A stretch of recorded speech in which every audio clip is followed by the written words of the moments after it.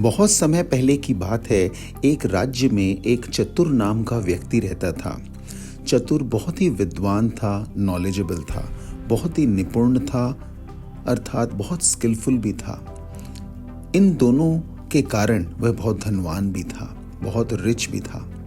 पर एक कमी उसे हमेशा लगती थी कि वह अपने आप को खुशहाल नहीं फील कर पाता था, वेल्दी नहीं फील कर पाता था। इसी तलाश में वो जगह जगह घूमता। एक दिन वो घूमते घूमते एक बाबा जी के पास पहुंच गया।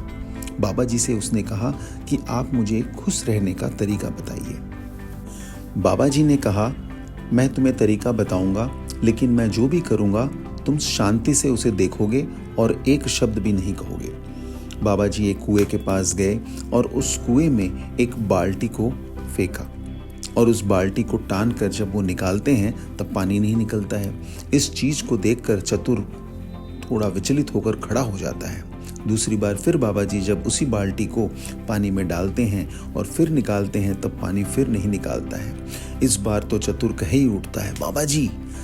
तीसरी बार बाबा जी फिर से जब पानी में डालते हैं बाल्टी को और निकालते हैं और पानी नहीं निकलता है तो चतुर कह ही उठता है, बाबा जी इस बाल्टी के नीचे पतीला ही नहीं है और आप इससे पानी निकालने का प्रयास कर रहे हैं। बाबा जी कहते हैं, मैंने तुम्हें कहा था कि तुम्हें कुछ भी नहीं कहना है और यही तुम्हारी कमजोरी है।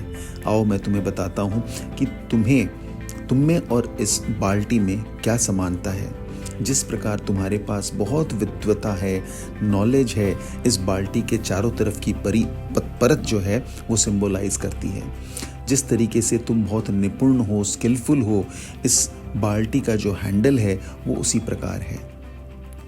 तीसरी तरफ तुम जिस तरीके से लोगों के संग कनेक्टेड हो, ये जो रस्सी है उस कनेक्शन का रूप है जिस प्रकार तुम कनेक्टेड हो। और तुम्हें कुछ लोग, कुछ कंसल्टेंट मदद करके जिस तरीके से ऊपर की ओर खींचते हैं, तो यह जो इसका पुली सिस्टम है या ऊपर से टानने वाला सिस्टम है, उसके परिणाम स्वरूप वो ऊपर आ जाता है। पर सबसे इम्पॉर्टेंट ये जो बेस है, ये जो पतीला है, जो इस बाल्टी में होना चाहिए वो नहीं है।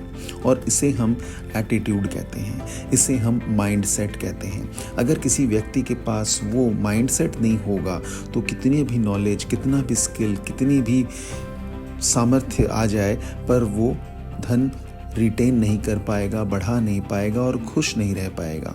तो एक व्यक्ति को बहुत आवश्यक है कि वो एक माइंड सेट को बनाए, उस एटीट्यूड को रखे, जिसका परिणाम ये होगा कि वो धनवान होने के साथ साथ खुशहाल भी होगा।